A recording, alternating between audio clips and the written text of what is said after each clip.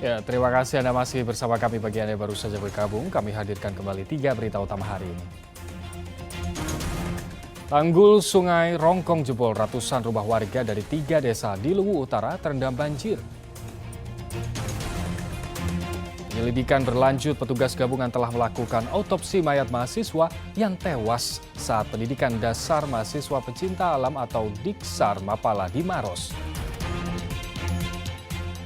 Laga PSM Makassar menjamu Rans Nusantara FC di Stadion Gelora B.J. Habibie Kota Parepare bakal dibatasi 50% penonton.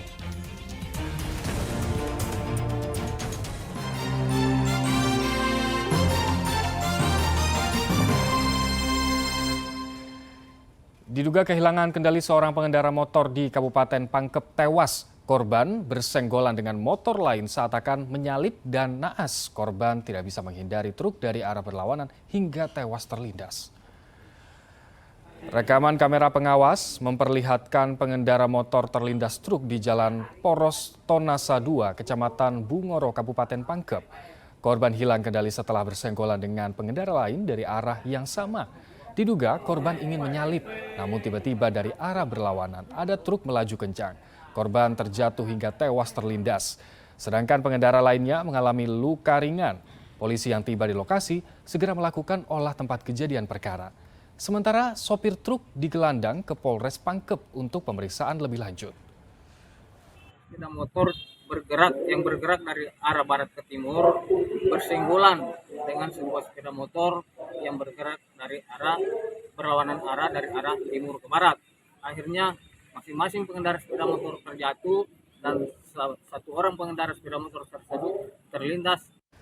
Kita ke informasi lain, masyarakat digegerkan seorang ibu di Goa yang menyuapi kopi susu kemasan kepada anaknya yang masih berumur 7 bulan. Tindakan yang membahayakan sang bayi tersebut demi membuat konten di media sosial.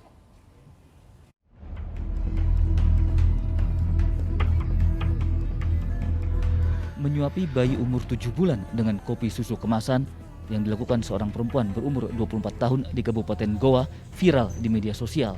Minuman yang diberikan itu bukanlah konsumsi balita. Kegiatan tersebut demi meraup pundi rupiah di media sosial agar kebutuhan ekonomi tercukupi. Sang ibu hanya mendapatkan upah setiap hari di warung tempatnya bekerja Rp80.000. Dokter ahli menyayangkan tindakan sang ibu. Kandungan kopi susu instan dapat menyebabkan berbagai gangguan kesehatan bagi bayi. Dalam jangka pendek menimbulkan diare, sedangkan jangka panjang mengakibatkan stunting atau mengganggu pertumbuhan bayi. Diare atau bisa diare yang perdarahan, diare perdarahan karena khususnya efek jangka panjangnya adalah stunting. Pasti ya, dengan pencernaan yang tidak bagus otomatis kondisi bayinya nanti menjadi tidak bagus juga nanti. Jadi karena kondisi yang kekurangan dan sangat sulit untuk masalah pembiayaan kehidupannya, ya.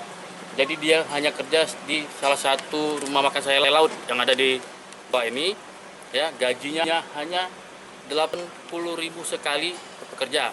Dari 80.000 itu dia hanya beli salah satu susu kental manis, salah satu merek susu kental manis. Sisanya ditabung untuk bayar kos-kosan. Petugas melakukan pendampingan dan koordinasi dengan kader Posyandu agar kasus serupa tidak terulang.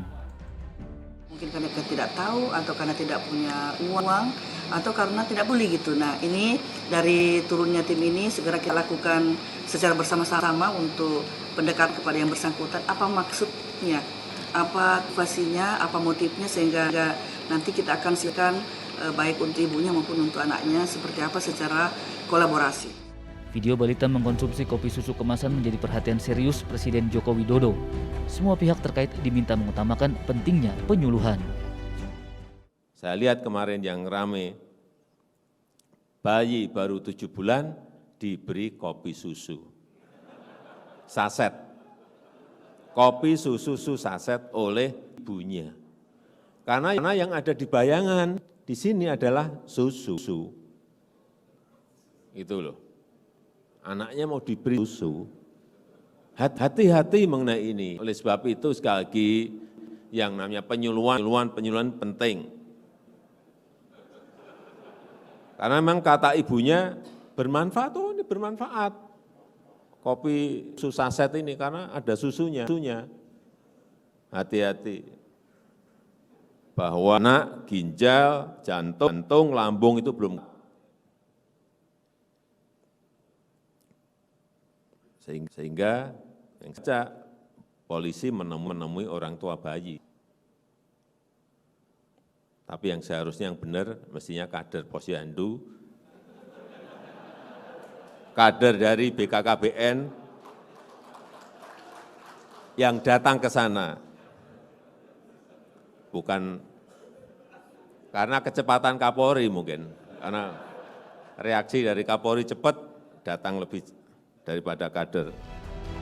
Pemahaman keluarga mengenai gizi anak sangat dibutuhkan dalam membangun generasi penerus bangsa. Andi Muhammad Sardi melaporkan dari Kabupaten Goa. Persiapan laga PSM Makassar menjamu Rans Nusantara FC di Stadion Gelora B.J. Habibie, Kota Parepare terus dikebut. Polisi mengizinkan laga kedua kesebelasan ini disaksikan 50% penonton dari kapasitas stadion. Pembenahan Stadion Gelora B.J. Habibie, Kota Parepare terus digencarkan jelang laga PSM Makassar melawan Rans Nusantara FC. Pasukan Juku Eja dijadwalkan menghadapi The Prestige Phoenix pada 30 Januari. Polisi mengizinkan laga kedua kesebelasan ini disaksikan 50% penonton dari kapasitas stadion atau sekitar 8.263 penonton. Dimulai untuk putaran kedua ini kita juga berpedoman pada Perpol nomor 10 untuk penyelenggaraan pertandingan sepak bola BRI Liga 1. Kemudian juga selanjutnya kami juga berpedoman pada petunjuk-petunjuk dan arahan dari Mabes Polri. Salah satu diantaranya adalah terkait dengan kapasitas stadion, di mana kapasitas stadion ini kita mendapatkan petunjuk dan arahan untuk dilakukan pengukuran dengan menggunakan ukuran single seat dan untuk selanjutnya dilakukan penomoran sehingga selanjutnya kita bisa mendapatkan untuk jumlah kapasitas stadion yang real. Nah, setelah dilakukan pengukuran itu Stadion Gelora B.J. Habibie itu mendapatkan lebih kurang 8.263 seat untuk penonton. Nah, adapun untuk jumlah kapasitas stadion tidak lagi seperti sebelumnya yaitu 18.000 sampai dengan 20.000. Nah, oleh karena itu selanjutnya kami sudah berkoordinasi juga dengan pihak manajemen dan selama ini sudah dilakukan segala sesuatunya terkait dengan petunjuk-petunjuk dimaksud. Nah, untuk penjualan tiket nantinya itu akan dilakukan berdasarkan dengan nomor-nomor tempat duduk yang ada, yang tersedia di dalam stadion. Nah, adapun untuk izin sendiri pelaksanaan pertandingan antara PSM Makassar melawan Rans nanti yang akan dilaksanakan pada tanggal 30 Januari setelah dilakukan koordinasi dengan Mabes Polri, maka didapatkan untuk pertandingan nanti akan dilaksanakan dengan dihadiri oleh penonton sejumlah 50% dari kapasitas stadion yang telah dilakukan penomoran dimaksud. Stadion Gelora B.J. Habibie berkapasitas maksimal 20.000 penonton. Laga sebelumnya saat PSM menjamu PSS Sleman 14 Januari silam berjalan tanpa penonton. Sodri Gatang melaporkan dari Kota Parepare. Informasi tadi mengakhiri jumpa kita. Atas nama rekan yang bertugas saya Ilham Ardiansyah. Terima kasih atas kebersamaan Anda. Selamat beraktivitas dan sampai jumpa.